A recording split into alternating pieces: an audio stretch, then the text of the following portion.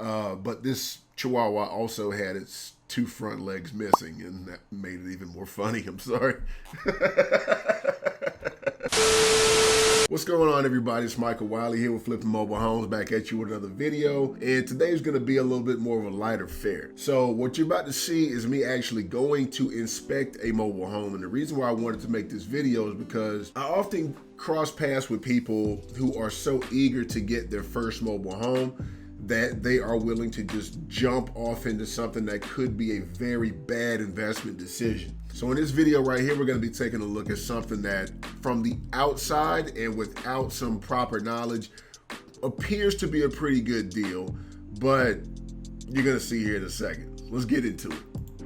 All right, so I'm standing out front of this 2001 mobile home right here, and I'm going to take a look inside for a second. They had it listed for $4,000, and so I'm just gonna walk in here and I'm gonna take some video and everything and show you guys what you should be looking for when it comes down to a home. And at the end of this, we're gonna see if it's actually worth $4,000. Walk with me.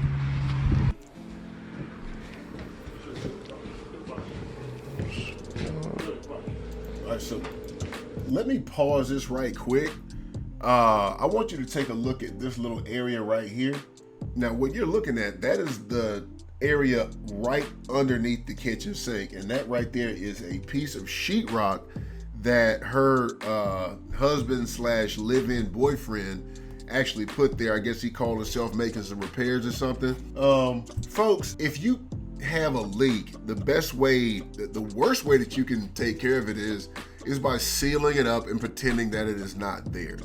Okay, this is a horrible mistake right here, because I can only imagine, like I said, I can't see it, but I can only imagine that there's probably a large hole under the floor. Keep on going. It gets worse. So there's me right there, kind of pressing my foot down to check the soft spots and everything in the floor. I mean, the place is a friggin' pigsty, right? Not to be sitting over here talking about anybody, but I mean, look,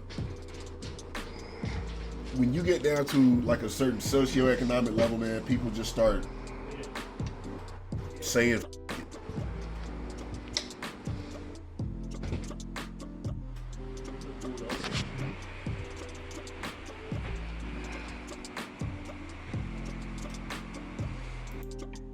horrible stuff on the inside of the home right here. This is the master bedroom and the bathroom. You see me constantly checking the floor right here.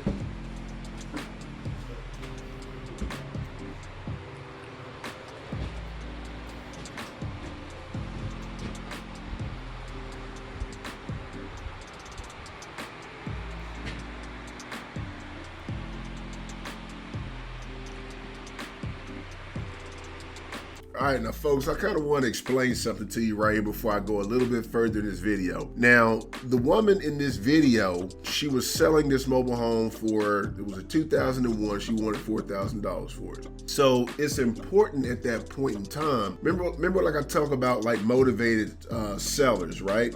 So nobody really is gonna let go of a 2001 Fleetwood for $4,000 unless, you know, there is something savagely wrong or something seriously suspicious going on about that home.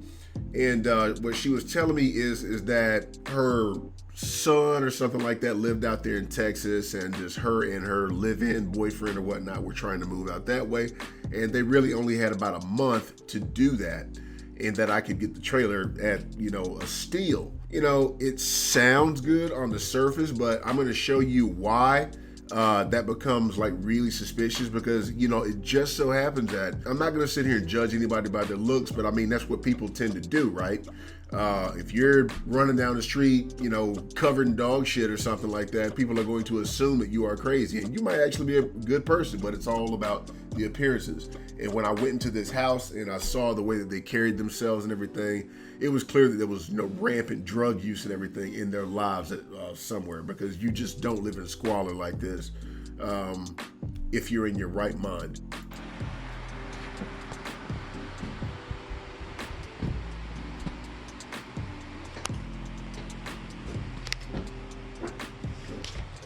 Also felt it important to include in this part, like if you heard even a little bit of growling right there in that footage, that is because they had a Chihuahua that was, also thought it was really funny in this part to include that if on that part right there, if you heard any kind of growling,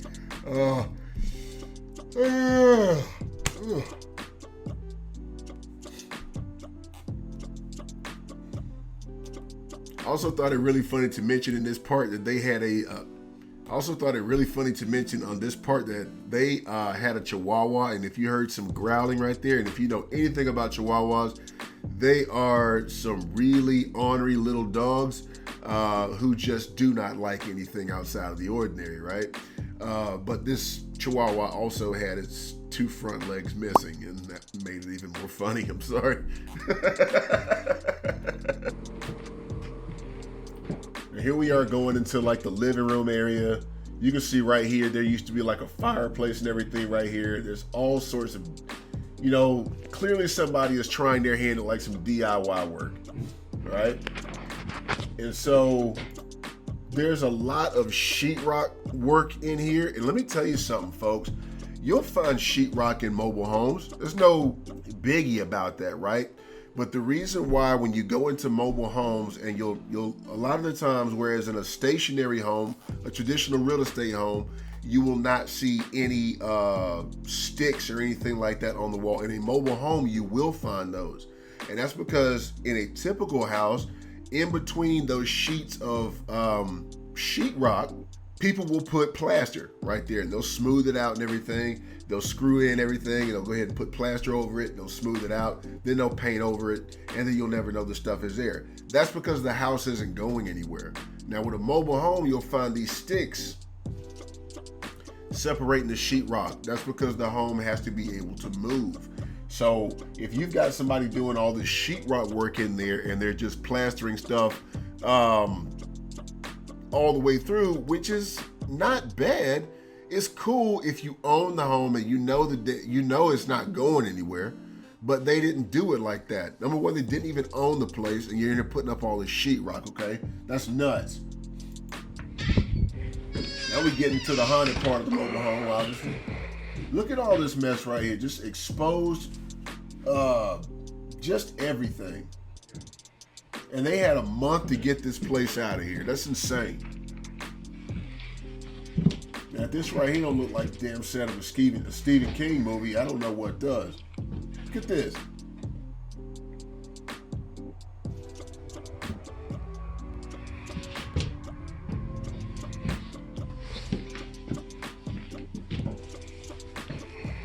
I mean, hell, the bathroom didn't look that bad. That was about the only part of the house that didn't look bad. This is the second largest room in the mobile home at the other end from the master.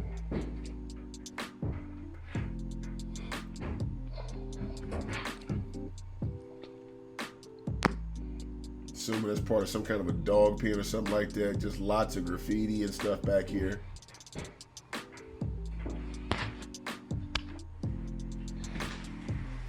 And that is me leaving outside of that mobile home.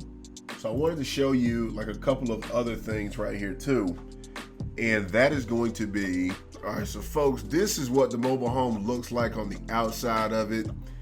There was just a lot of red flags. And then when I asked her about like ownership of the mobile home, as far as like the title and everything goes, like who was registered in, what she told me is that the landowner had died, and I guess their son or daughter or something like that was just going to just clear out that mobile home.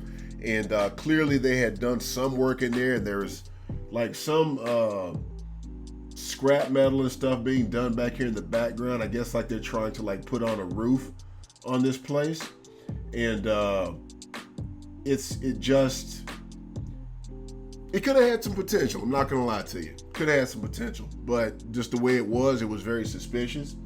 Also, like, just look at the outside of this thing here. Hold on a second, guys. There's my work truck there. So, let me go ahead and close that down. I'm gonna show you something here too. Let's take a look at this here. Now, with all of the renovation work, I guess you could say, like I said before, if you're looking inside of a mobile home and you're looking for that data plate, the data plate gives you the VIN number, the year of the home, so that you can verify everything. I had no way of knowing how to verify that home. She says it was a 2001. I have no reason to disbelieve her on that because of the outer state of the home, right? It looked fairly good. It had some decent looking siding on it. Not gonna lie about that, but there was no way for me to be able to verify the ownership of it. So what I did was this right here. I went and took, hold on a second, several pictures. I want to show you where this is. This is the VIN number at the side of the mobile home right here, right? Gonna have to do a little bit of deciphering and everything like that to get at that. But this is where you'll find that if you cannot find the VIN number on the inside of the home, you can find it usually located on this side of the mobile home. You can see there's a tongue down here, and you can see there's like a little lip bumper or something that is attached to up under there. You will find that number on this piece right here. Okay, that is where you'll find it, just in case somebody has removed that data plate. And you can go over there, you can find that VIN number, call it in to your tax assessor's office, and they can give you all the information that they want about that plate, that you want about it. And listen, man, I would love for everybody to go out there and be able to make plenty of money with mobile homes, but what I do not want you to do is to go out there and get yourself into some sort of insurmountably bad investment to where it's going to be difficult for you to come out of. Because I try to preach all the time that you need an exit strategy, number one, before you go into any kind of a deal. How much money is going to be going into this place?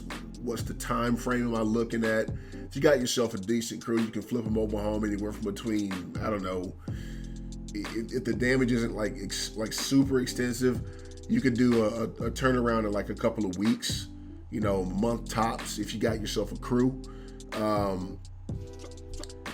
Just don't go getting a mobile home just because it seems like you're saving money, because I can guarantee you in the long run, you will wind up spending a lot more time and money than you ever bargained for, right? And don't be like these people at all. They tried to scam me. She did not own the place. And I have no idea whether or not she made it out there to Texas with her son. And that is not my concern, because at the end of the day, she tried to commit fraud by selling me a home that she did not own. And so there's that. And anyways, I had fun with this video. No reason for it to last really long or anything like that. So if you have enjoyed myself and the content on this channel, if you learned some things, go ahead and smash that like button. Subscribe, become a part of the notification gang, and I will keep on hitting you with that heat.